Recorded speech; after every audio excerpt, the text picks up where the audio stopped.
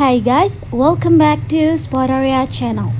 So today in this video, I'll show you how to delete a magazine in Flipboard on your phone.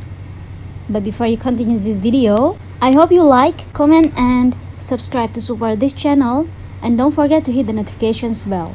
So without any further ado, let's get started. First thing first, open the Flipboard app on your phone. And now tap the rightmost tab at the bottom to view your profile. Here I only have one magazine. And then next tab, you just have to tap the three dots of the magazine you wish to delete. This will be a pop-up with option. My magazine's name random, so there is an option edit random. And the last step that you have to do is tap on delete magazine. Tap on it, and this pop up again. You have to tap on delete, and yeah, it's done. So guys, just it from me. Thanks for watching this video. I hope this video will helpful. Don't forget to leave your comment in the column below. I'll see you soon on the next one, and good luck.